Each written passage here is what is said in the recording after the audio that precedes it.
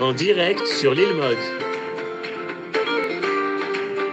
Shalom à tous, on est très content de se retrouver. Grande reprise après une semaine de Hanouka. On espère que vous avez passé tous une bonne semaine de Hanouka. On reprend, on est toujours dans la série de cours sur la Shemitah et c'est en fait un peu le deuxième cours qui vient articuler avec le Rav Ackerman une autre partie. Et ce soir, tu veux nous parler plus précisément du refroidissement de la machine économique. Pendant cette année de Shemitah, il y a quelque chose qui refroidit, qui ralentit dans le côté économique. Bechavod, Rav Ackerman. C'est un cours spécial pour les... Johan, c'est quoi la photo derrière toi? C'est l'Amazon. En tout cas, comme tu as dit, refroidissement, c'est bien pour l'hiver. Le temps se refroidit. Alors, le sujet d'actualité. Nachon, bon, disons que j'ai donné un titre précis pour que chaque semaine on ait un titre. Mais en fait, comme tu as dit, ce qui est important, c'est de savoir qu'on a maintenant un cycle qui a commencé avant Hanouka. Et c'est le deuxième cours. Pour les gens qui n'étaient pas au premier cours, vu que Johan nous a envoyé tout ça, et ça se trouve sur le YouTube par l'île Mode. Donc, vous êtes invités à l'écouter pour pouvoir avoir disons, les introductions qu'on a eues. Ce que je vais faire quand même, malgré tout, cette semaine, puisque même pour moi, je ne me souvenais plus exactement ce que j'avais dit la dernière fois, vu qu'il y a beaucoup de temps qui a passé, 2 semaines, c'est beaucoup. Alors, je vais reprendre en vitesse, vraiment en vitesse, l'essentiel du premier cours. Et comme ça nous permettra de bien continuer. Alors, comme d'habitude, vous savez que les micros sont fermés parce que ça permet de maintenir un rythme de croisière normal et qu'il n'y ait pas de bruit. Mais s'il y a quelqu'un, surtout des éclaircissements, parce que quelque chose qui n'est pas compris, vous ouvrez votre micro, vous pouvez vous poser vos questions. Bien entendu, vous savez qu'il y a aussi du temps après le shiur, après le cours pour permettre des développements, des questions de fond ou bien des remarques plus longues. Alors donc, je vous rappelle un petit peu le début. Le premier point important, c'est que dans notre étude de la Shemitah, souvenez-vous, en fin de compte, on est toujours que les fruits sont permis, fruits interdits, travail permis, travail interdit pour les agriculteurs et pour nous aussi qui avons souvent des petits jardins, etc. Donc, on a aussi des problèmes d'agriculture de temps en temps, mais ça manque un petit peu d'une vision beaucoup plus large. Alors, dans cette vision plus large que nous avons commencé à étudier dans le cours précédent, alors on intègre la Shemitah et le Yovel. Et aujourd'hui, dans le cours d'aujourd'hui aussi, dans la première partie, on va faire ce lien entre la Shemitah, donc l'année sabbatique, une fois toutes les 7 ans, et l'année du jubilé, qui est après 7 Shemitot, la 50e année. C'est-à-dire, ça, on avait même étudié les versets la dernière fois, donc vous comprenez très bien. Ça, c'est le premier point. Pour avoir une vision exacte de la Shemitah, il faut élargir avec une lecture de la Shemitah dans le cadre du Yovel. On avait vu qu'au niveau des versets, vous vous souvenez, c'est comme pour le conte de l'Homer, il y a, la Torah nous le dit elle-même, puisqu'elle nous dit « et tu compteras 7 ans, et 7 fois 7 ans, et à ce moment-là, tu auras le Yovel ». Souvenez-vous, c'est comme le conte du Homer qui permet au bout de 7 semaines d'arriver à la fête des semaines, Shavuot, la fête des semaines qui est la fête de Shavuot qui est du nom de la Torah, mais qui dans la Torah elle-même s'appelle la fête des semaines. Donc, on a bien en effet cette Shemitah qui fait partie d'un cycle de 7 Shemitot qui normalement doit nous amener à un Yovel, si Dieu veut, d'ici, puisqu'on est dans le 4e Shemitah du cycle, d'ici 21 ans, je suis sûr que la situation sera telle qu'on aura aussi la chance de pouvoir faire le Yovel. Alors donc, ça c'était le premier point important pour avoir une lecture exacte.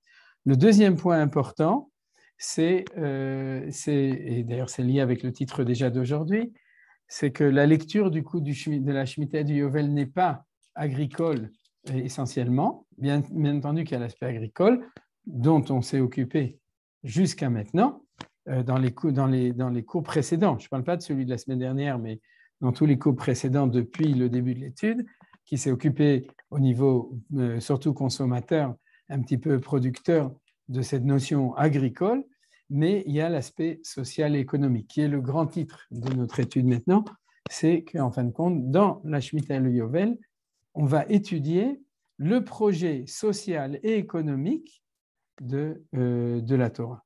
C'est vraiment grandiose, parce que vous imaginez bien que quand la Torah nous dit tu vas faire un peu de tzedaka ou tu vas laisser le coin de ton champ pour les pauvres, etc., on a un aspect de charité, mais on n'a pas une vision globale, ou bien l'interdiction du prêt-intérêt, oui, fait partie d'une vision économique générale des choses. Mais est-ce qu'il y a un endroit, est-ce qu'il y a un projet économique et social exprimé de manière claire dans la Torah? Oui. Alors c'est ce qu'on avait vu parce qu'on avait fait un survol de la paracha de Béar. On n'a pas tout vu, mais presque tout vu quand on a étudié la paracha de Béar, et qui nous montrait un petit peu cet aspect social et économique. Alors ça, c'est très important, parce que du coup, ça déplace la question de l'étude de la Shemitah d'une question agricole qui est restreinte par essence, par définition, c'est-à-dire moi agriculteur ou moi consommateur de fruits ou de légumes, c'est-à-dire en fin de compte de produits agricoles, ça la déplace à une lecture qui est une lecture sociale, c'est-à-dire le peuple juif en tant que société, comment est-ce qu'il gère son projet social, et c'est là qu'on se trouve quand on étudie la Shemitah et le Yovel. Alors, bien entendu, et on va le voir de manière très approfondie dans l'étude du Rav Kook, on ne s'occupe pas d'un socialisme laïque, c'est-à-dire qu'on parle d'un système économique qui est basé sur des fondements extrêmement profonds de religion, c'est-à-dire de lien avec la parole de Dieu. C'est-à-dire qu'on est dans un système social, économique, religieux, et plus que religieux, c'est-à-dire que spirituel.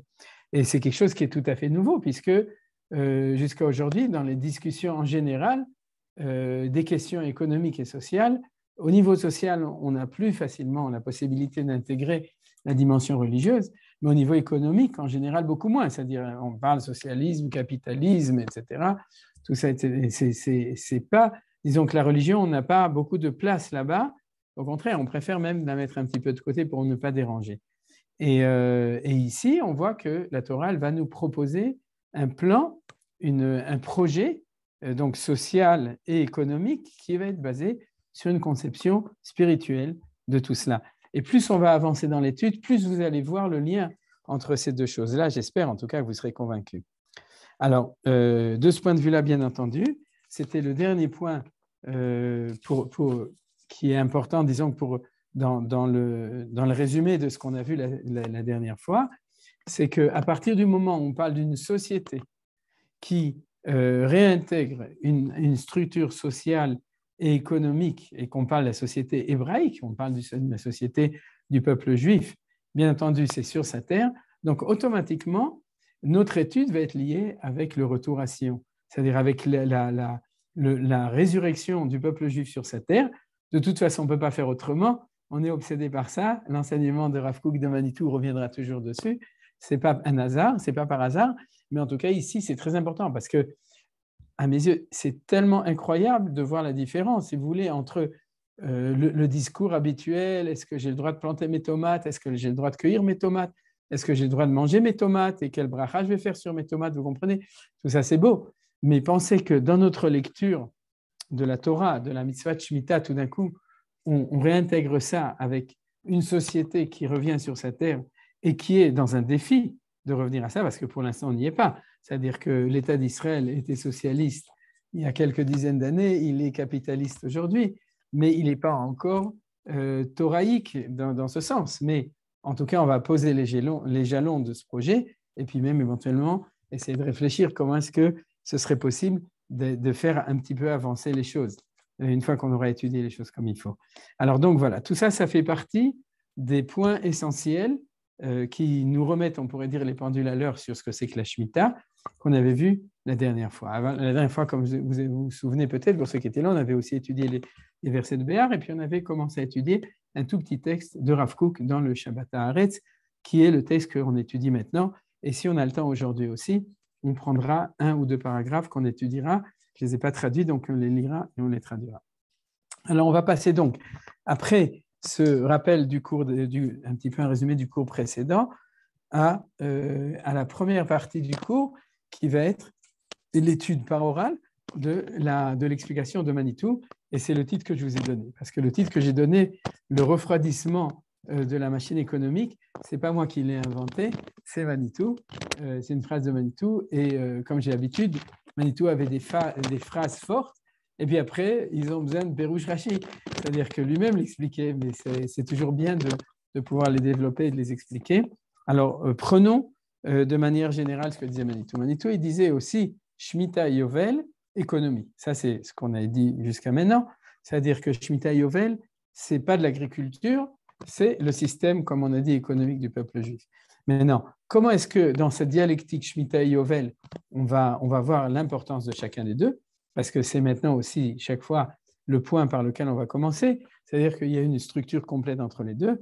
Alors, il disait comme ça, la Shemitah, c'est le refroidissement de la machine économique et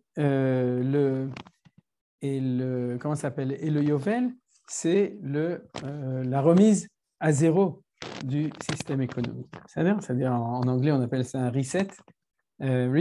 Ouais. Il pousse en hébreu, les apes, c'est-à-dire, je ne sais pas qui pousse, mais en tout cas, il pousse très fort. Et donc, en français, c'est la remise à zéro de tout le système économique. Alors, au niveau du Yovel, c'est des choses que sans doute vous avez compris et que vous connaissez sûrement. Il y a un problème. Voilà, il n'y a plus de problème. Donc, que vous connaissez sûrement au niveau du Yovel, c'est-à-dire que puisqu'il y a retour à la distribution d'origine des terres et libération des gens qui sont devenus esclaves. Vous vous souvenez, c'est les deux points essentiels du Yovel. Vous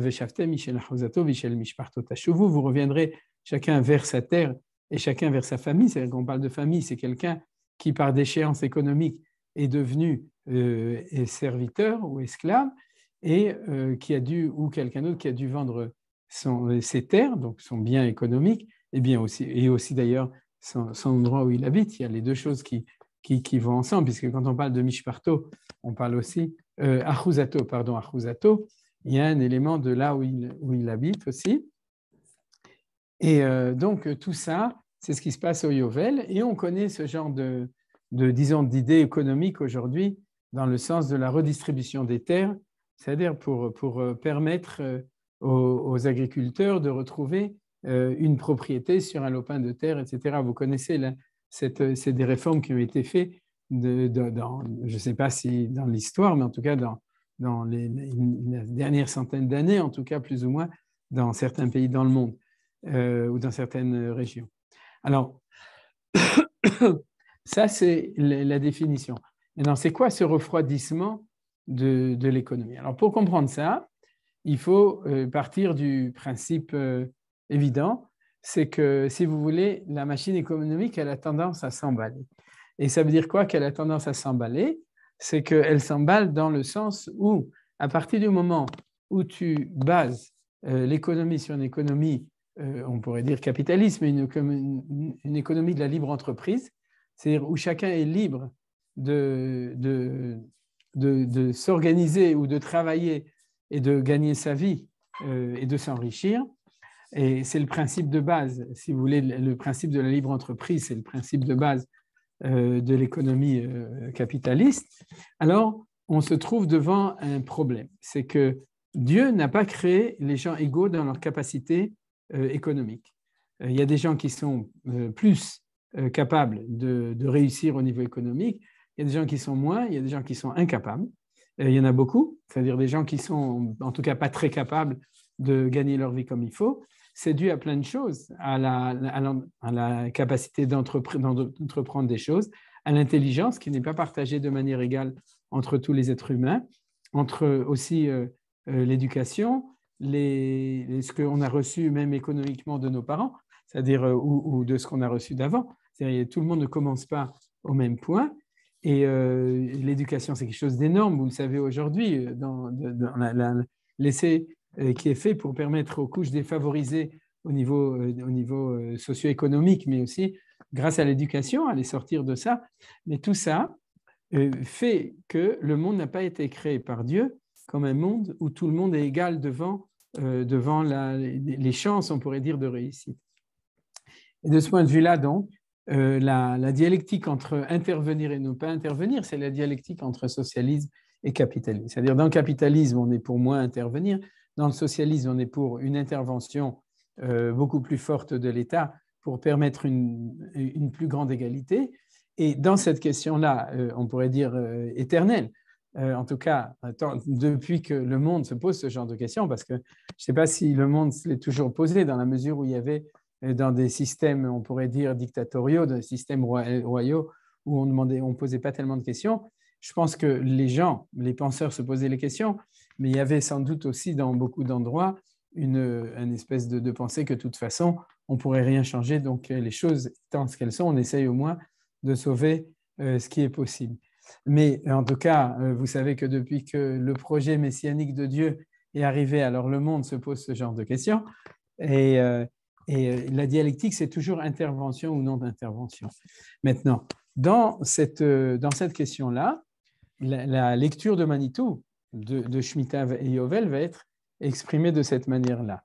C'est-à-dire que puisqu'il y a un problème de réchauffement de l'économie, ce que j'appelle le réchauffement, c'est que, en fin de compte, les écarts sociaux s'agrandissent et que si on donne liberté à l'initiative privée et que les riches deviennent plus riches et que les pauvres deviennent plus pauvres, vous connaissez cette explication, c'est-à-dire ce modèle de pensée du système, disons, de la libre entreprise qui pose ce problème, c'est-à-dire qui pose ce problème. Alors, Manitou dit que la dialectique ne va pas être essentiellement, en tout cas dans notre étude de la Shemitah et du Yovel, dans des questions d'intervention. La question d'intervention existe, puisque la Torah nous demande d'aider les pauvres. C'est-à-dire que quand on parle d'aide, on parle en fin de compte de chesed, c'est-à-dire de charité. Et cette charité, c'est comme vous savez, c'est donner la dîme des pauvres, la dîme des Lévi'im, de donner aussi aux Kohanim qui ne font pas partie du circuit économique, etc. On donne une dîme aux pauvres une fois tous les 3 ans, de donner la PA, c'est-à-dire le coin du champ, de donner de la zaka, etc. Tout ça, c'est une intervention, on pourrait dire charitable, qui existe dans toutes les sociétés morales qui connaissent, surtout quand ils ont appris ça de la Torah, comme dans le monde chrétien. Et je connais moins le monde musulman, j'imagine que ça existe aussi, mais en tout cas, c'est une espèce de compensation un petit peu. Mais là, quand on parle d'une vraie économie, c'est-à-dire une vraie question d'économie, non pas d'aider les pauvres, en fait, c'est, disons, le modèle le plus fort de ça, c'est les États-Unis, où d'un côté, pour équilibrer, il y a une libre entreprise, d'un autre côté, il y a un sens de la charité, c'est-à-dire un sens de l'aide, de l'entraide, etc. Je pense que c'est peut-être pour eux la conception de l'équilibre dans l'économie dans ce problème-là. Alors, le système de la Shemitah et du Yovel va être un système qui est différent.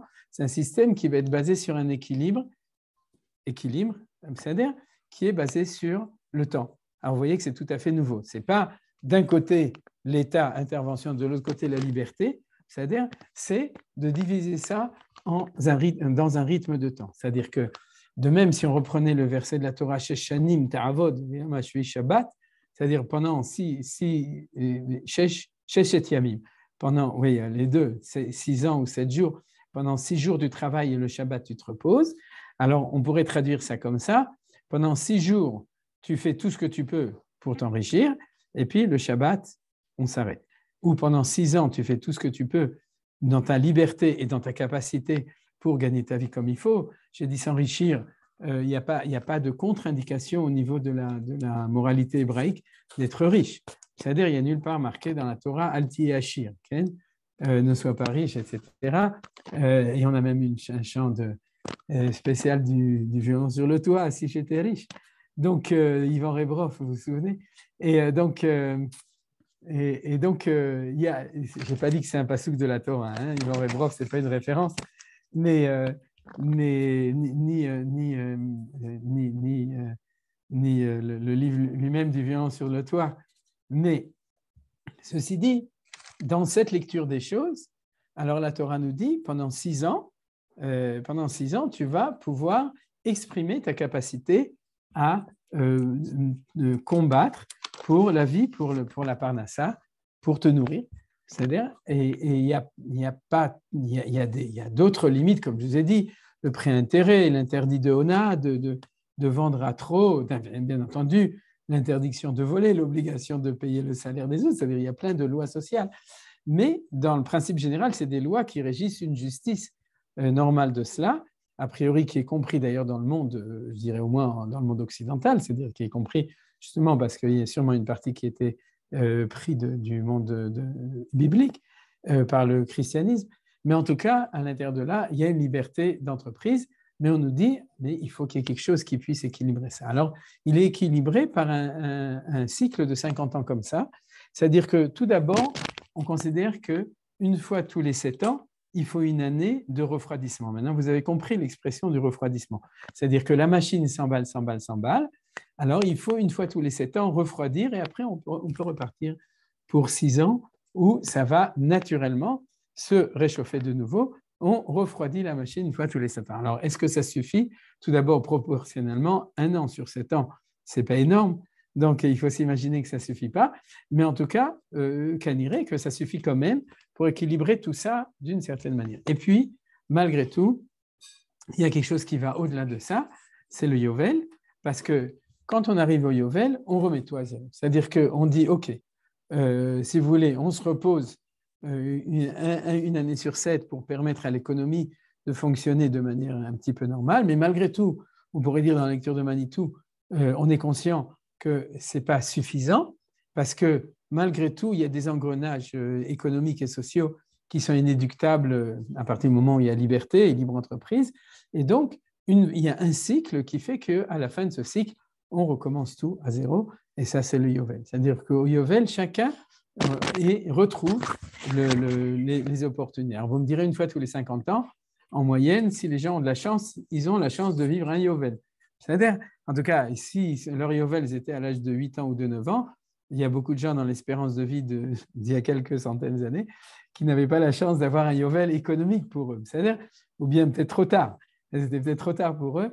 2 Yovel, je jubilerais beaucoup si j'en avais, mais ça m'étonnerait. C'est-à-dire qu'il y a peu de chance. C'est-à-dire un Yovel, statistiquement, avec une espérance de vie de 70 ans, qui est celle qui est donnée par la Torah, 60-70 ans, ça veut dire qu'en gros, on a la chance d'avoir un Yovel économique dans sa vie. Il peut mal tomber, il peut être à l'âge de 25 ans de nouveau, c'est trop tôt. C'est-à-dire, il y a un moment plus ou moins optimal, mais c'est une date objective, c'est une date collective, ce n'est pas une date individuelle. Souvenez-vous par exemple que dans la vente d'un esclave, il y a un cycle de 7 ans, mais qui est un cycle individuel, alors que le cycle de la Shemitah agricole ou bien à propos des prêts, Shemitah Ksafim, il est collectif à tout le monde. Le Yovel aussi, c'est quelque chose qui est collectif. Alors, qu'est-ce que ça sous-entend? C'est quelque chose au-delà de ça, c'est que sans doute il y a un secret dedans, ce qu'on appelle un sod. Et le sod, c'est qu'un cycle de 50 ans, c'est un cycle complet. C'est-à-dire, alors c'est des choses qu'on va étudier, pas aujourd'hui, parce qu'aujourd'hui, on ne va même pas étudier le Yovel, on est en train plutôt d'étudier la Shemitah, mais ce qu'on appelle Sod HaOlam. C'est-à-dire que lorsqu'un esclave est vendu, il est marqué dans la Torah, Va'avado le Olam. C'est-à-dire qu'il sera esclave, le Olam. Le Olam, vous savez ce que ça veut dire? Éternellement. Et nos Chachamim nous expliquent le Olam, Olamo shel Yovel. C'est-à-dire que le Olam, c'est éternellement. Éternellement, ça veut dire dans un cycle complet. Et un cycle complet, c'est 50 ans. Donc, il y a quelque chose de plus. C'est-à-dire, il y a quelque chose de plus dans le fait qu'en 50 ans, il y a quelque chose qui arrive qui a une valeur dans l'histoire de l'homme, tel que Dieu a créé l'homme, qui a une valeur, on pourrait dire, d'un cycle entier. Et puisque c'est entier, quand il est terminé, alors on recommence à zéro. C'est-à-dire qu'il n'y a pas que l'aspect économique, comme ça, il y a quelque chose, comme on avait dit, qui est un petit peu au-dessus. Mais en tout cas, si on termine cette lecture, qui est la première lecture, celle de Manitou, vous avez compris cette dialectique, d'accord? C'est-à-dire quand on cherche l'équilibre entre libre entreprise, on pourrait dire, pour reprendre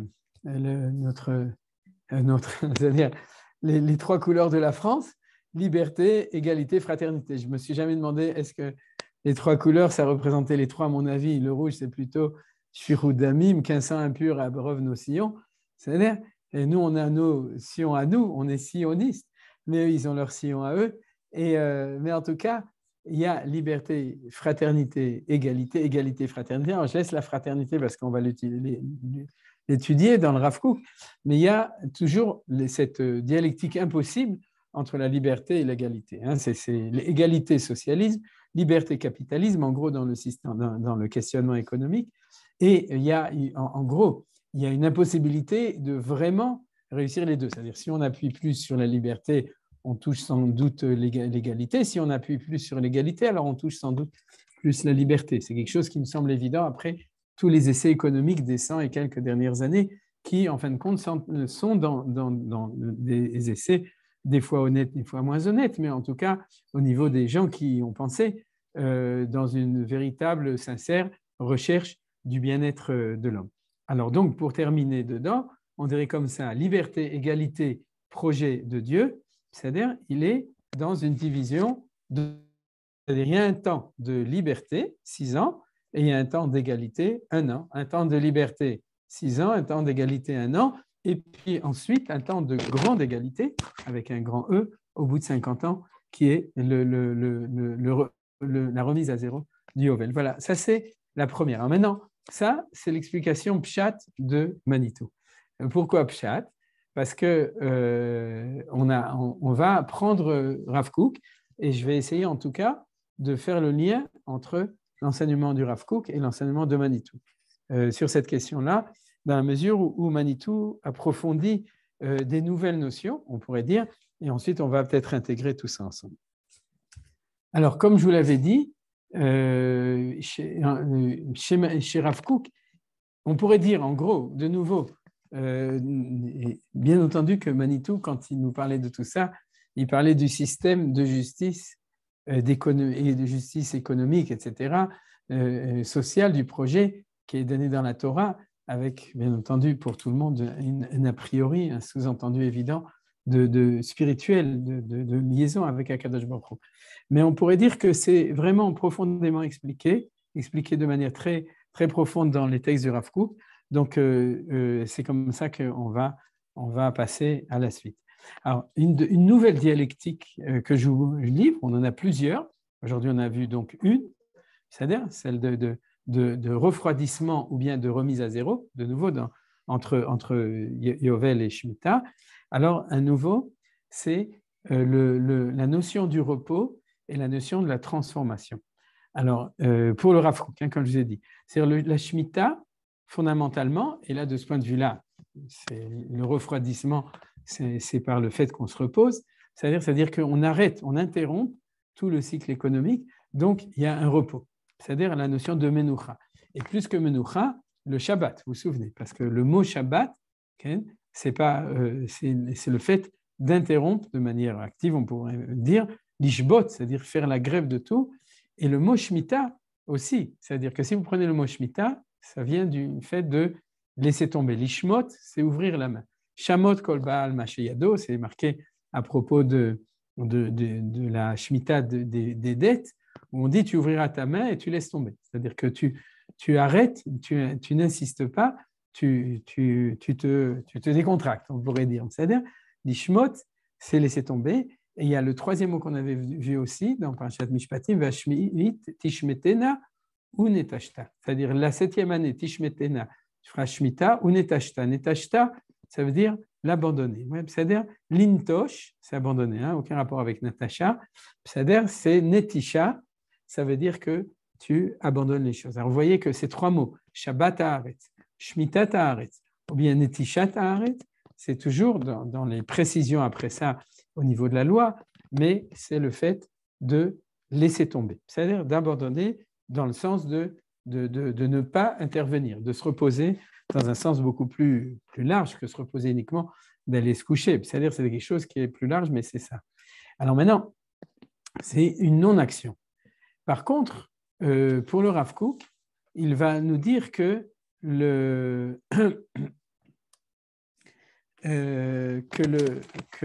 Yovel, c'est quelque chose qui est lié avec la transformation du monde. C'est-à-dire que le monde est appelé à être transformé. Ça, vous êtes d'accord? C'est-à-dire qu'on n'est pas venu dans le monde pour se reposer, justement pour faire Shabbat toute la journée, on est venu dans le monde pour faire le tikkun olam. C'est-à-dire tikkun, le taken, ça veut dire, dans le sens, c'est transformer le monde pour l'amener à être un monde meilleur. Alors, on nous dit, le Rav Kook, de nouveau, on ne l'a pas encore expliqué, dans cette dialectique Shemitah et Yovel, et vous verrez, on va voir énormément de choses qui vont être expliquées dans le Yovel grâce à cela. Le Yovel, c'est lié avec la transformation du monde pour l'amener à être un monde meilleur. C'est une ingérence, une influence dans le monde pour l'amener au monde meilleur, alors que la Shemitah elle-même, c'est au contraire, c'est le repos. C'est-à-dire, c'est le fait de non-intervention. Alors, comment est-ce que le Rav Kook va nous expliquer ça? Il va lier tout d'abord avec le passé et le futur. C'est-à-dire que on dit toujours Shabbat, mais Olam Haba. Vous savez, parce que dans le Shabbat, il y a sans doute peut-être les deux dimensions en même temps. On n'a pas de Yovel a priori dans le cycle annuel, bien que j'ai l'intention de vous montrer qu'il y en a un, mais dans le cycle annuel, c'est-à-dire dans les 7 fois 7 semaines. Mais pour l'instant, disons que la Torah ne l'a pas déclaré clairement. Elle ne nous a pas dit, toutes les 7 semaines, tu fais un super Shabbat qui s'appelle un Yovel. C'est-à-dire, on n'a pas, il n'existe pas a priori dans cela. Il y a celui, bien entendu, des 7 semaines de Shavuot, oui, il y a. Mais il n'y a pas quelque chose comme ça de manière régulière, cyclique tout le temps. Alors, il y a cette dimension, je reviens, qui est le retour au passé et le projet futur. C'est-à-dire, alors, le retour au passé, c'est la Shemitah et c'est le Shabbat. Puisque le Shabbat, c'est Zecher le Maaseh Bereshit. Le Shabbat, c'est en souvenir de la création du monde. Et le Yovel, la Shemitah, pardon, dans la lecture du Rav Kook, va être aussi Zecher le Maaseh Bereshit, en souvenir de la création du monde. La vérité, c'est que des développements dans ce sens, on en a déjà fait dans les cours précédents, mais pas celui du Rav Kook. Donc, il faut étudier ça comme le Rav Kook va l'étudier justement dans cette vision générale des choses. Et on va tout de suite voir comment est-ce qu'il le lit. Mais il le lit, pas relit, mais comment est-ce qu'il lit les choses. Le fait que le Shabbat comme la Shemitah sont liés avec la création du monde. Avec chaque fois qu'on fait la Shemitah, on se lie avec l'événement du monde en tant que monde créé par le Créateur en 6 jours de création, plus le 7e jour, le jour du Shabbat, le jour du repos. Alors que le Yovel, comme j'ai dit, c'est quelque chose qui nous projette dans le futur, dans le projet du futur. Alors, il y a un point pour bien comprendre ces choses-là qui va peut-être nous aider à comprendre, j'espère qu'il va nous aider à comprendre. C'est un élément que j'ai souvent l'habitude de rappeler, qui est le fait que dans la Gemara, on nous dit qu'il y a 2 grands secrets dans le monde. Ces 2 grands secrets, c'est dans la Gemara de Hagiga, c'est Sod Maaseh Bereshit et Sod Maaseh Merkava. C'est-à-dire, c'est le secret de Maaseh Bereshit, de la création du monde, et Maaseh Merkava, de l'acte de la Merkava. C'est-à-dire, alors j'en ai souvent parlé, et pour vous reprendre une des explications que j'ai trouvées dans le livre du Nazir, l'élève du Rav Kook qui s'appelle Rav David HaKohen, qui s'appelle le livre Kol HaNevoah, la voix de la prophétie, dans lequel il parle de ça, il explique les choses de cette manière-là. Il dit, ces 2 secrets, ce n'est pas du tout 2 sujets, c'est-à-dire, le premier, c'est comment Dieu a créé le monde, et le deuxième, le char céleste d'Ézéchiel, parce que c'est en général comme ça qu'on explique les choses. Maaseh Merkava, Merkava, c'est la Merkava d'Ézéchiel, dans le premier chapitre du livre d'Ézéchiel, où il a une vision de la Merkava. Alors, c'est comme ça, en général, qu'on explique ça. L'un, c'est un sujet ésotérique, et l'autre, c'est un sujet ésotérique. La question, pourquoi Maaseh Bereshit serait ésotérique? La bombe atomique de Hiroshima, en général, c'est comme ça qu'on le comprend. C'est-à-dire qu'il y a des choses qu'on n'a pas le droit de donner à tout le monde dans la connaissance des sciences naturelles. Parce que si on donne à n'importe qui n'importe quoi, on sait très bien qu'ils peuvent en faire des choses catastrophiques. Donc souvent, c'est comme ça que les commentateurs classiques ont expliqué Maaseh Bereshit et Maaseh Merkava. Alors comment est-ce que le Nazir, c'est pas lui qui l'a donné, mais il amène cette explication, vous allez comprendre que c'est complètement différent pour ceux qui ne connaissent pas encore cette explication. C'est que Maaseh Bereshit et Maaseh Merkava, c'est 2 approches différentes de tout ce qu'on vit, tout ce qu'on voit et tout ce qu'on comprend. Pourquoi? Parce que nous vivons au présent. Tout le monde est d'accord, c'est-à-dire que ce qu'on voit et ce qu'on vit, c'est le présent. Maintenant, comment comprendre le sod de chaque chose? Le secret, c'est le pourquoi véritable, le ma. le lama, c'est-à-dire le pourquoi de chaque chose, l'essence des choses. Alors, pour comprendre l'essence des choses, il faut aller plus à l'intérieur. Et quand on va plus à l'intérieur, c'est pour ça que ça devient profondément, ça devient un secret. C'est-à-dire que quand on est dans la causalité ou dans l'explication première, ce n'est pas encore un secret. Si c'est plus profond, alors c'est de plus en plus profond jusqu'au moment où tu te dis oui, mais pourquoi, le pourquoi du pourquoi du pourquoi. Et à ce moment-là, tu es obligé d'arriver au secret de Dieu, c'est-à-dire au dessein profond. Et là, on est dans le sod. Alors, quand on est dans le sod, ça ne veut pas dire qu'on a changé de démarche. C'est-à-dire qu'il y a deux démarches fondamentales pour comprendre ce que l'on voit ou ce que l'on connaît. Il y a une première démarche, c'est la démarche qui s'appelle la causalité, c'est-à-dire qui cherche l'explication des choses dans les sources historiques antérieures. C'est-à-dire que pour comprendre ce qui se passe maintenant, je vais voir ce qui s'est passé hier, avant-hier, et puis si on va derrière, on va arriver à quoi? À Maaseh Bereshit, vous avez compris? C'est-à-dire que c'est dans Maaseh Bereshit qu'on va pouvoir comprendre l'explication de toutes choses dans le monde. Ce n'est pas par hasard, par exemple, que dans la halakha, le nombre de commentaires qui sont liés avec le livre de Bereshit est absolument minime. C'est-à-dire qu'il n'y a pratiquement pas de référence au niveau de la halakha dans le livre de Bereshit. Et donc, par exemple, le Midrash halakha, le Sifri, etc., commence dans Shemot, à partir de la sortie d'Égypte. C'est-à-dire parce qu'il n'y a pas tellement de références. Où vous regardez Sefer HaMitzvot, qui comptent les mitzvot, vous verrez que dans Bereshit, il n'y a pas grand-chose. Par contre, quand vous regardez le Zohar HaKadosh, qui est un midrash, non pas de halakha, mais un midrash ésotérique de Kabbalah sur la Torah, alors vous remarquez que l'essentiel est sur le livre de Bereshit. Parce que quand on est sur le sens des choses profond, alors il faut retourner aux sources antérieures jusqu'à la création du monde. C'est-à-dire, il suffit par exemple de rappeler, pour mémoire, puisqu'on sort de Hanouka, que la première référence aux 4 empires, dont celui de Yavan, c'est le 2e verset de la Torah, Va'aretz hayta tohu vavohu v'choshech al pnei tehom. Tohu, c'est Bavel, vavohu, c'est Parasumadai, v'choshech, c'est Yavan, al pnei tehom, c'est Edom. Alors, je ne vous traduis pas, parce que pour ceux qui ne connaissent pas, mais que au niveau chromosomique, c'est-à-dire que tout est déjà marqué dans les premiers versets de la Torah, et ça, on s'en rend compte quand on les étudie avec la profondeur des choses. On comprend tout grâce et surtout avec le livre de Bereshit. Alors, vous voyez, ça, c'est ce qu'on appellera le sod, le secret du Maaseh Bereshit. C'est-à-dire, le Maaseh Bereshit, c'est de tout expliquer par la causalité antérieure. Alors seulement, il y a une deuxième manière de voir les choses qui s'appelle le Maaseh Merkava, et Merkava dans le sens de l'ego, c'est-à-dire l'archive. Comment est-ce que les choses, ils s'emboîtent l'un dans l'autre? C'est-à-dire l'archive, vous savez, c'est emboîter les choses l'un dans l'autre. Donc, le secret de Maaseh Merkava, c'est comment est-ce que l'histoire du présent, du passé, nous amène au futur qui a été déjà promis par Akadosh Baruch Hu dans la Torah, qui nous a dit vers où se dirige le monde. Alors, comprendre le présent,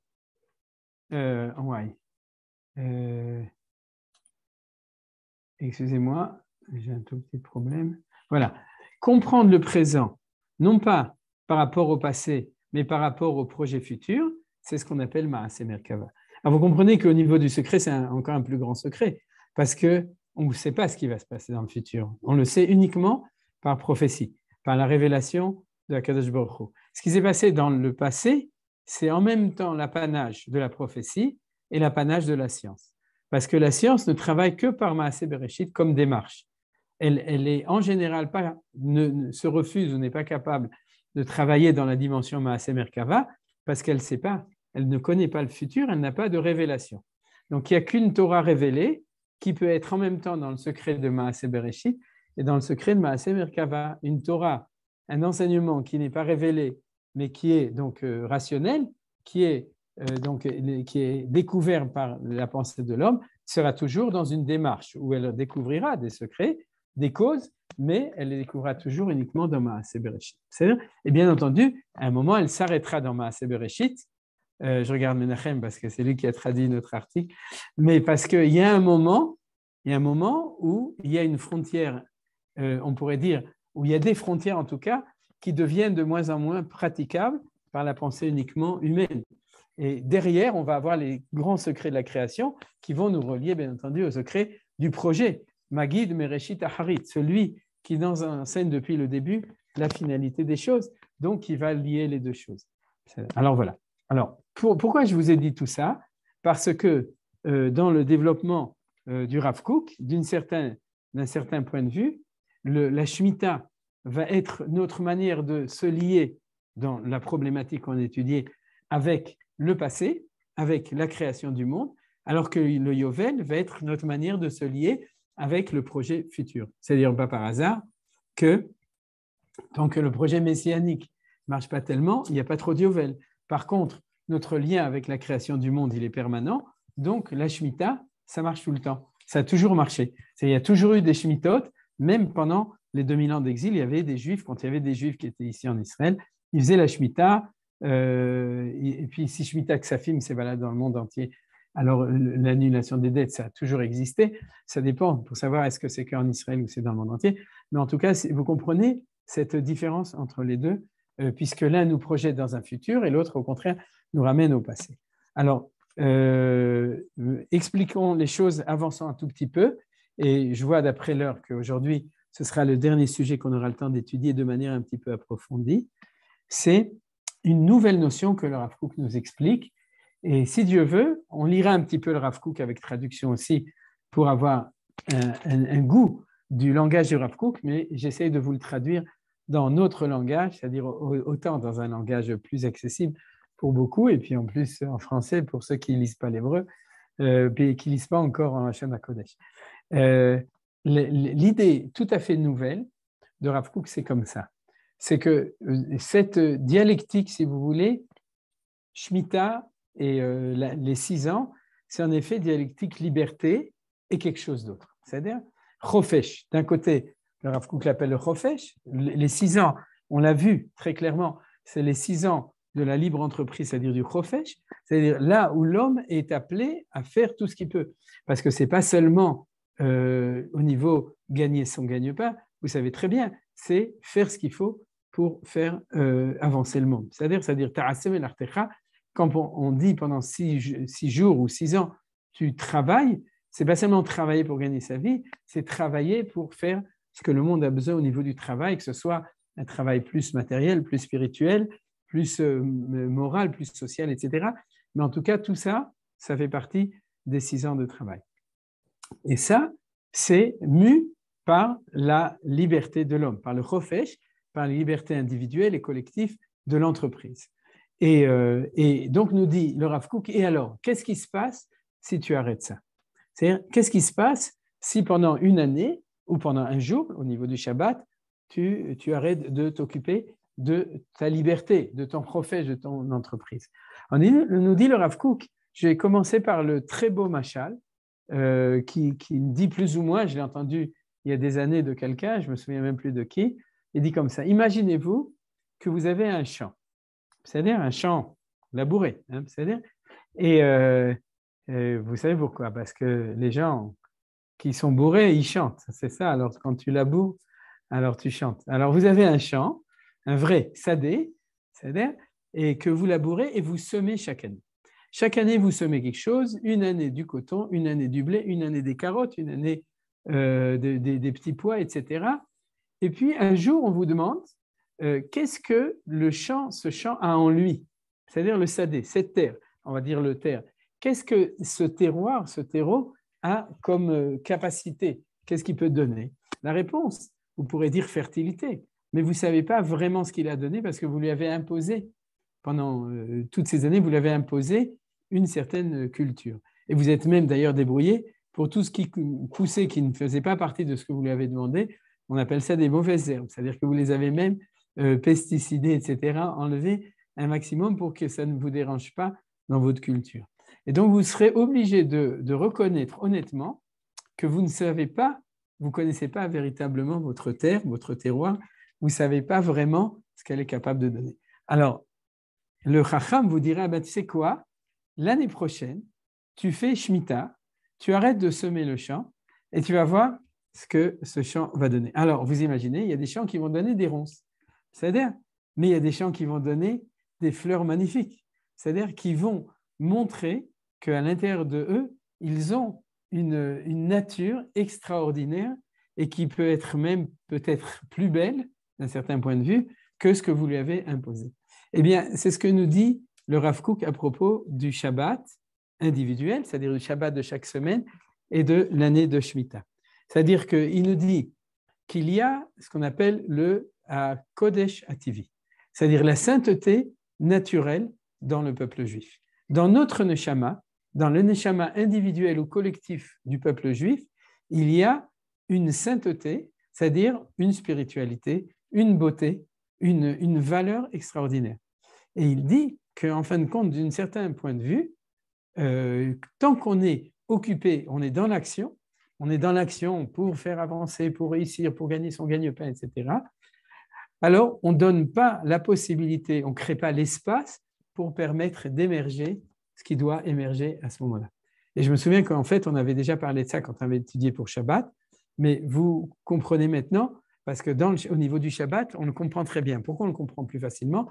Parce qu'on est tous chômeurs Shabbat. Ouais, c'est-à-dire que, en tout cas tous, je ne sais pas, mais en tout cas, j'imagine que tout le monde ici a l'expérience de ce qu'est être chômeur Shabbat.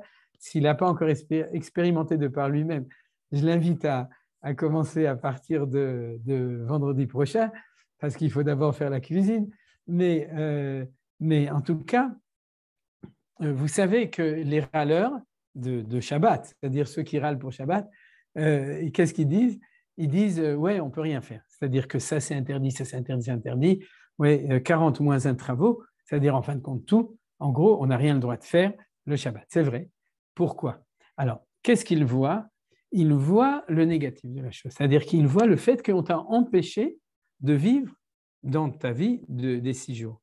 Ce qu'ils ne peuvent pas voir, c'est que si tu as créé une barrière autour de ton champ, pour reprendre ce machal, pour ne pas introduire sur cette terre toute cette intrusion intempestive de la semaine, tu lui permets le Shabbat de faire émerger ce qu'il a en lui-même, parce que justement, tu ne lui as rien imposé qui était différent de ce qu'il est lui-même. Et ça veut dire quoi? Ça veut dire qu'un juif, le Shabbat, il sort le mieux de ce qu'il a en lui, parce que justement, il ne met pas dans sa vie quelque chose d'actif qui est extérieur au fait même d'être lui-même. Alors vous avez compris ce que c'est que cette idée de Shabbat, de Shemitah et de Netisha.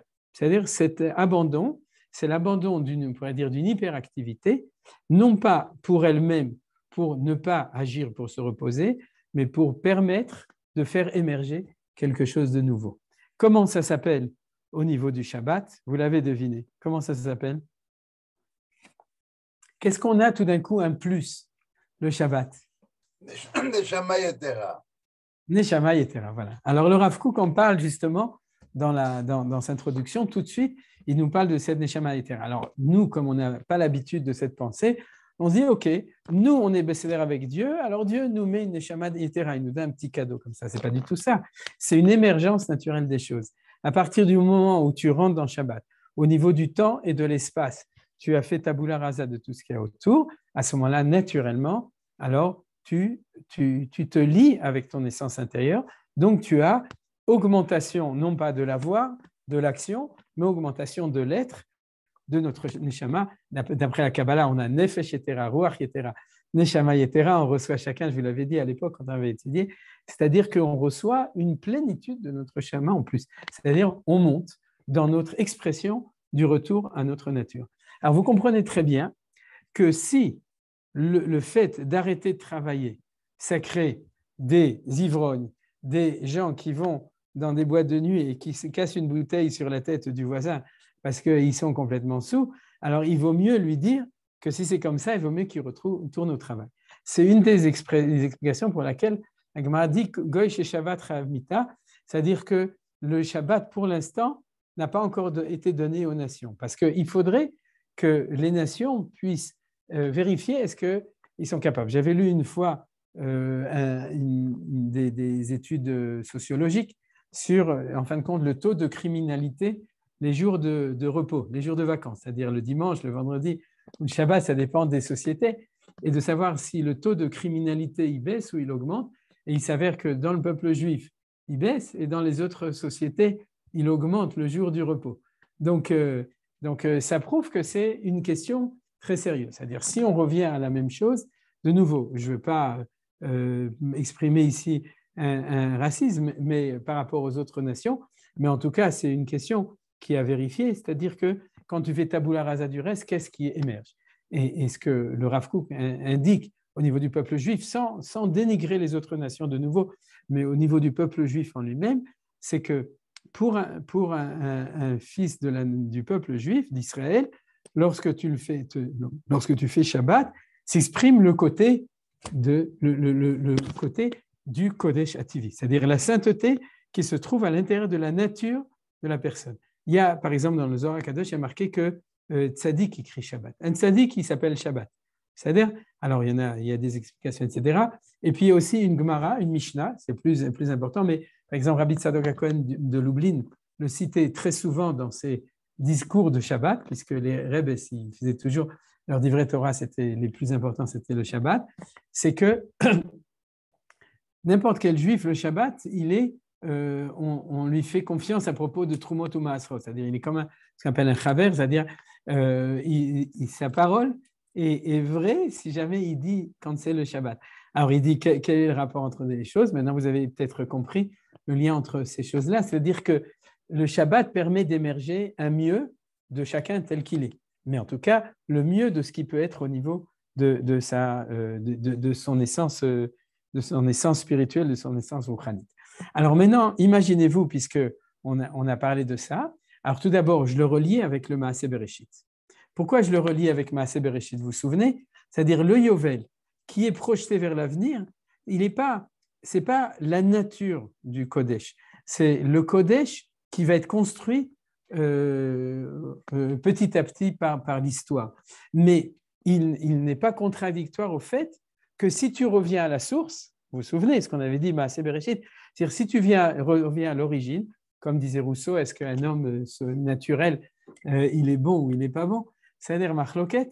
Alors, la Torah, d'après cet enseignement du Rav Kook, nous dit, la Torah nous enseigne qu'il y a dans la nature humaine, ou la nature d'Israël en tout cas, mais dans la nature humaine en potentiel, puisque tout le monde a été créé à ce moment-là, c'est-à-dire il y a une nature qui est une nature de sainteté, qui, en fin de compte, est le lien entre le Shabbat et les 6 jours du Créateur, c'est-à-dire de la création lui-même, puisque avant, tout était présence de Dieu et action de Dieu. Donc, le Kodesh Eloki s'est mis dans la nature. Et il apparaît lorsque on fait Shabbat. Lorsqu'on fait Shabbat, donc, on revient à ça. Alors, vous voyez, c'est-à-dire que cette non-intervention nous ramène à un potentiel, à une potentialité, à quelque chose qu'on avait depuis la création du monde. C'est-à-dire que quand tu fais rien, tu n'avances pas. Tu vas, en fin de compte, tu t'arrêtes pour regarder ce qui s'est passé avant. C'est-à-dire, c'est une rétrospection, c'est-à-dire c'est un retour en arrière. Et dans ce retour en arrière, c'est ça le chidouche, c'est que ce retour à Maaseh Bereshit révèle cet aspect-là du Kodesh Hativi, de la valeur de notre lien avec Akadosh Baruch Hu, qui est notre sainteté naturelle. Derech Hagav, cette idée qu'il puisse y avoir une sainteté naturelle, c'est une idée qui est très spécifique au Rav Kook. C'est-à-dire, alors il y a d'autres occasions où on peut l'enseigner. Par exemple, dans l'introduction du Rav Kook à Rotatria ou du Rav Tziyuda, qui dit que il y a le Kodesh et Kodesh Kodashim. Et le Kodesh Kodashim, c'est justement la sainteté naturelle. C'est-à-dire, alors ça, ce n'est pas notre sujet aujourd'hui, mais ce qui est important, c'est de faire confiance à la nature, dans le sens où il y a un créateur de la nature. Ce n'est pas que la nature fait bien les choses, mais le créateur a fait la nature. Il y a dans la nature un bien qui est lié au créateur, qui s'appelle le Kodesh Hativi, c'est-à-dire une sainteté qui est liée avec une certaine manière d'être nature. C'est-à-dire, alors le Rav Kook va nous l'expliquer dans les détails même des lois de la Shemitah. Aujourd'hui, on n'aura pas eu le temps de le faire, mais la semaine prochaine, Bezrat Hashem, c'est ça qui est prévu. On va voir que dans les lois de la Shemitah, on va voir comment se révèle cette chose. De même qu'on pourrait dire dans notre vécu du Shabbat, c'est révélé d'une certaine manière, on le sent. Alors, quelle est, pour terminer, cette chose tellement extraordinaire de la Shemitah par rapport au Shabbat, puisque le Shabbat, on l'a pris comme exemple, puisque c'est un vécu qui est connu, c'est que ça sous-entend que la nature sociale d'une société entière a en elle-même une kedusha naturelle. Vous comprenez ce que je veux dire? De croire qu'un individu peut être un tzaddik, ça va, on en connaît des tzaddikim. C'est-à-dire que par cette chose-là, chaque individu peut retrouver sa dimension comme ça. Mais de dire qu'il y a un peuple tzaddik, oui, c'est-à-dire qu'une société peut devenir une société qui, par repos, va faire émerger une identité sociale, une identité collective qui est de l'ordre de la spiritualité du Kodesh naturel, ça c'est une idée qui est tout à fait nouvelle. C'est-à-dire parce que ça transcende l'idée du Shabbat. Et ça vient du fait que, comme on a dit, la Shemitah est collective comme le Shabbat est individuel. C'est-à-dire la Shemitah, c'est une société entière. Alors donc, quand on est Shomer Shemitah de nouveau, vous voyez, on n'est pas dans des questions uniquement d'agriculture, on est en train de permettre à une société qui s'appelle Israël, qui a une neshama collective, qui s'appelle Knesset Israël d'ailleurs. Mais la Knesset Israël, c'est le nom dans la Kabbalah de la neshama collective du peuple juif, ça s'appelle aussi la Malchut, ça s'appelle la Shrina, etc. Mais c'est-à-dire qu'il y a une identité collective, et alors vous avez compris. C'est-à-dire que quand on fait la Shemitah, on reçoit une neshama yetera. Et qui reçoit une neshama yetera? Nefesh yetera, neshama yetera et ruach yetera. C'est pas nous, c'est le peuple juif qui va émerger en lui cette neshama yetera. Alors, je vais terminer le cours puisqu'il est 59. C'est le temps pour reboucler la boucle, si vous voulez, entre Manitou et entre Rav Kook. C'est ce que je vous ai dit au début. C'est-à-dire, vous vous souvenez. C'est-à-dire que, si vous voulez, quand on a étudié au début du cours Manitou, on a dit refroidissement, on était dans une vue, on pourrait dire un peu technique et technologique des choses. C'est-à-dire, il y a une économie, ça s'emballe, et puis si tu te reposes pendant un an, comme si tu te reposes Shabbat, alors tu vas te lever le dimanche matin et tu auras des forces pour recommencer à aller au métro boulot dodo. Ici, c'est Eguet boulot dodo, mais c'est-à-dire que tu auras les forces. Ça, c'est une compréhension première des choses. La plus profonde, c'est ce que je vous ai dit, c'est ce qu'on voit avec le Rav Kook. C'est-à-dire, quel est le mécanisme dans cette 7e année, non pas au niveau quantitatif, une année de repos, mais au niveau qualitatif, qui fait que le système se refroidit. C'est-à-dire, parce que quand on l'a lu à première lecture de Manitou, c'est qu'on s'est dit, d'accord, on se fatigue, l'entreprise, etc. Pour refroidir les choses pendant un an, il faut s'arrêter. Mais là, c'est beaucoup plus profond. C'est qu'il y a un mécanisme qui fait que notre manière d'être dans les 6 ans à venir va être différente parce que va sortir en nous le meilleur de la société d'Israël pendant cette année. Vous avez compris? C'est pas tout le monde va se reposer du coup, yesh koach, on va avoir de la force pour travailler pendant les 6 ans à venir. C'est au-delà de ça. C'est qu'on va rénover on va faire ressortir notre identité profonde, on va lui permettre d'être là, et c'est grâce à ça que c'est elle qui va nous accompagner pendant ces 6 ans et qui va, au niveau qualitatif, faire que cette vie sociale et économique, on pourrait dire capitaliste, de la libre entreprise, de la liberté de ces 6 années, va être différente parce qu'elle va être nourrie de cette année où l'expression de la neshama collective a été exprimée pendant cette année. Vous avez compris que c'est beaucoup plus profond et totalement différent d'une lecture première des choses. C'est-à-dire, on a une lecture plus approfondie et qui, comme je vous ai dit au début, nous permet d'intégrer et le Rav Kook et Manitou dans cette lecture des choses. Alors aujourd'hui, c'est un cours spécial puisque je n'ai même pas encore ouvert le texte. On n'a pas étudié de texte. On a parlé Béalpé. Alors la semaine prochaine, si Dieu veut, on continuera sur cette lancée et on étudiera un petit peu du Rav Kook et pour le voir un petit peu dans les mots, et on verra aussi un petit peu dans les détails de l'année de Shemitah, comment cette idée profonde et magnifique du Rav Kook s'exprime. Voilà, alors vous êtes invités, si vous avez des questions, et Johan, si tu as une musique, tu n'as rien, fais-nous une musique de Hanouka, c'est pas grave. J'ai la musique du Rav Kook, on ne l'a pas encore passée. Ah, ok, Metsuyan, alors si vous voulez poser des questions, c'est le moment. Question. D'accord, shalom, Dani. Salut. Bonjour. Et j'ai du mal avec. J'oscille entre la naïveté et la profondeur de l'idée. C'est-à-dire, bon, le Rav Kook, on ne peut pas dire qu'il était naïf. Mais apparemment, c'est moi qui ne comprends pas sa profondeur.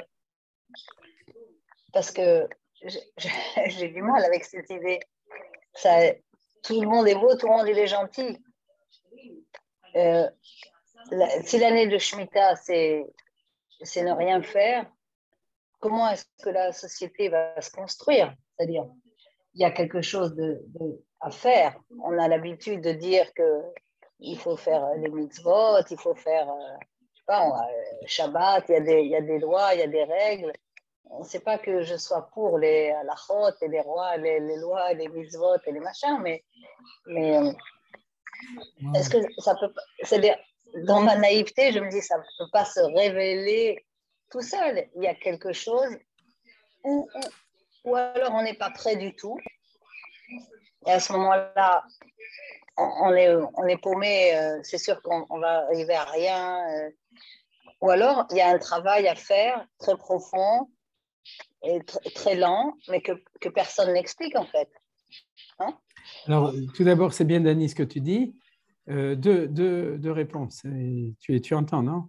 Oui. Ouais, j'ai éteint la radio parce que j'avais les... Alors, je vais commencer par la fin. C'est-à-dire que quand tu parles du processus très profond et très lent, en effet, c'est-à-dire qu'on va voir que ce processus de 50 ans, de même qu'on a 7 jours, on a 7 ans, c'est-à-dire on a aussi 7000 ans. C'est-à-dire, et puis on a aussi, les 7 jours de la création du monde, dont les 7000 ans de notre histoire ne sont que le Shabbat. Donc, on a plein de cycles. Et ça, le Rav Kook, le Rav Kook, de manière très claire, il va parler de ça après. C'est-à-dire que, mais tout d'abord, il faut le faire au niveau du micro pour ensuite le faire dans le macro. Alors, si Dieu veut, on le verra.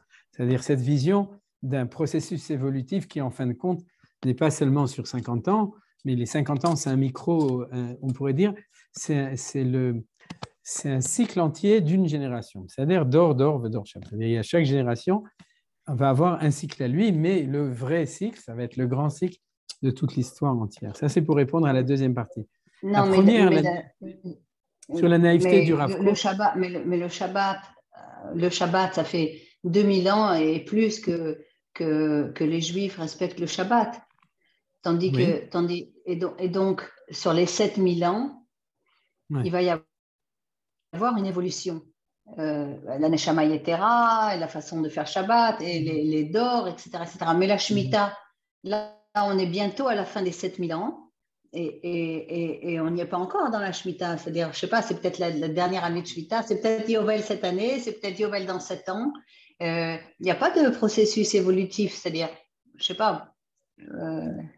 Oui, là, tu poses une question, sincèrement, c'est vrai qu'elle est dure. D'abord, on a eu quand même premier temple, deuxième temple des Shemittot, c'est-à-dire qu'on a 1500 ans en gros d'histoire, c'est pas rien sur l'histoire du peuple juif. Hein. Je parle, il y avait avant la préhistoire, avant la sortie d'Égypte, mais 1500 ans de Shemitah respectés ou non respectés. Hein. D'ailleurs, parce qu'en grande partie, c'est pas toujours respecté comme il faut, mais il y a eu, maintenant, on a un projet futur de nouveau, comme tu dis, de retour. La preuve, c'est qu'on le vit assez fort. Hein. C'est-à-dire maintenant, les gens, ils savent déjà quand même, ceux qui sont conscients, qui veulent faire Shemitah, que ce n'est pas une année comme les autres, ne serait-ce qu'au niveau des halachot, comme Yoëlla vient d'envoyer, au niveau agricole, quand on a un jardin, ou au niveau de consommation. Mais à propos de la naïveté du Rav Kook, je voudrais donner 2 réponses. La première, je l'avais dit en introduction, je ne sais pas si tu te souviens dans un cours, qu'il y a toujours dans l'étude, il faut en même temps étudier les choses au terre-à-terre, au réel, et en même temps pas oublier que dans la Torah, il y a un projet d'idéal où on est éventuellement loin, mais ce n'est pas une raison pour ne pas en parler. Et que, si vous voulez, un petit peu le phénomène Haredi, c'est pour ne pas perdre le rêve idéal, on n'est pas capable de faire descendre la Torah sur terre. Chez les technocrates de religion, c'est-à-dire qui s'occupent que de la halakha, le maaseh, je dirais, c'est pour ne pas perdre le terre-à-terre de la Torah, alors on perd le ciel de la Torah. Alors, dans le fond, il faut avoir les deux. C'est pour ça que même si dans le langage du Rav Kook, et c'est évident, en tout cas dans le langage d'ici, parce que Rav Kook, après, dans la deuxième partie de son livre, c'est le Rambam et des commentaires du Rambam sur les halachot de Shemitah terre à terre. C'est-à-dire, mais dans cette partie, bien entendu, qui ne fait que 8 pages, le Rav Kook, il nous élève dans le projet d'idéal et on n'y arrivera que si on y aspire. Même si on n'est pas, c'est pas utopique. C'est ça qui est important de savoir. C'est une utopie réalisable? Non. Mais quelque chose qui est vraiment loin, éventuellement, oui. Mais je suis sûr que par notre étude approfondie, et surtout que je sais que parmi vous, il y a moi, je ne suis pas un économiste ni un politicien, c'est-à-dire que je ne suis pas fort dans toutes ces sciences, etc. Mais de même que quand on parle de Torah et de biologie et de médecine, à ce moment-là, il y a des gens qui savent prendre. Je suis sûr que même de notre étude modeste, dans notre cercle à nous, il y a des choses qui peuvent émerger au niveau de la pensée. Comment faire avancer, même aujourd'hui, le projet dans la direction, et nous, ça je dis toujours que dans l'étude, même l'étude elle-même fait avancer les choses. C'est-à-dire, on sait très bien que quand un scientifique invente quelque chose, même théoriquement, cette chose existe dans le monde, et il est découvert souvent au même moment dans d'autres endroits. Nos sages l'ont dit, sadna dera hadou. C'est-à-dire que c'est une chose, une fois qu'il est exprimé, une marchava, alors elle est déjà dans le monde. Donc, il faut espérer que même notre étude à nous permettra de faire avancer les choses. Donc, il y a une valeur en soi-même dans les choses, de voir les choses et d'entrevoir les choses un petit peu plus loin. Je rajoute encore un point et je termine parce qu'il y a peut-être d'autres questions. C'est qu'un point important, c'est qu'il faut justement le comparer à Shabbat. C'est-à-dire, tu dis, il ne faut pas s'imaginer que tout le monde est bon, etc. Non. Mais tu sais très bien qu'il y a des conditions pour sortir des gens le meilleur d'eux. Et tu sais qu'il y a des conditions pour sortir des gens le pire qu'ils ont. C'est-à-dire, et on sait au niveau sociologique qu'on peut créer même de manière artificielle ce genre de choses. Je dirais par exemple, je voyais Shabbat au Beth Knesset, je regardais les gens autour de moi, combien tout le monde était hilar, tout le monde était heureux, tout le monde était bien l'un avec l'autre. C'est-à-dire, regardez ça. Prenez ces gens, il y en a, si ça se trouve, pendant la semaine, c'est des gens qui sont terribles, qui sont violents, qui sont méchants, qui sont voleurs, etc. Mais la communauté, le Shabbat au Beth Knesset, ça fait sortir le meilleur des gens souvent. C'est-à-dire, pas toujours, mais c'est vrai. Tout le monde est heureux, tout le monde est même un peu infantile. C'est-à-dire, surtout j'étais dans un Beth Knesset Sfarad, parce que c'est là que c'est le plus beau. C'est-à-dire, tout le monde est comme ça, on rigole, etc., on s'embrasse. Et c'est extraordinaire. Ça veut dire quoi? Ça veut dire qu'on réussit à sortir le meilleur de chacun.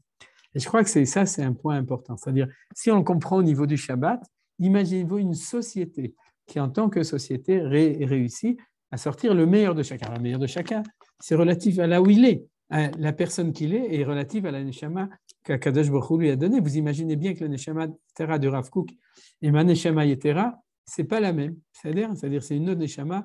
Et j'entrevois ce que le Rav Kook pouvait avoir comme neshama Yetera chaque Shabbat, ou chaque Shemitah. Parce que cette année, on a 1/600 millième, une parcelle de la neshama collective du peuple juif au niveau de ce Shabbat à Haaretz. C'est où? Alors, si quelqu'un d'autre veut poser une question ou faire une remarque, Bevakasha. Moi, je croyais qu'il y en avait d'autres, du coup, je voulais. Moi, j'ai une autre idée par rapport au Shabbat. Comme tu as dit, les gens, ils sont bien, ils sont heureux, on sent qu'ils sont sereins. Et je pense que justement que la société israélienne, en ce moment, elle est stressée. Les jeunes, ils sont débordés de tout. Ils n'arrivent pas à ralentir, même pas le Shabbat.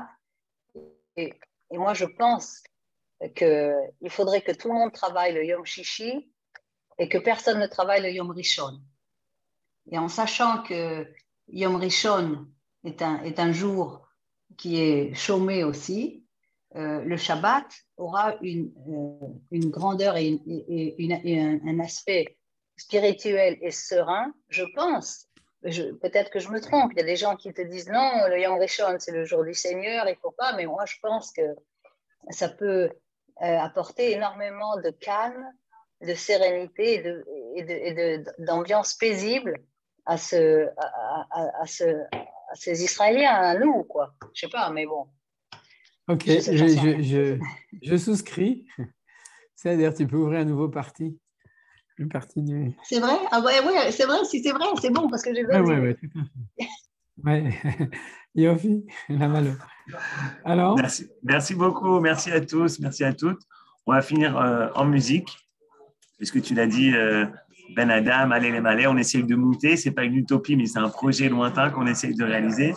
On va écouter Allez les Malais, c'est les paroles du Rav Kook et c'était mis en musique il y a quelques années. On écoute ça, il y aura les paroles dans quelques secondes.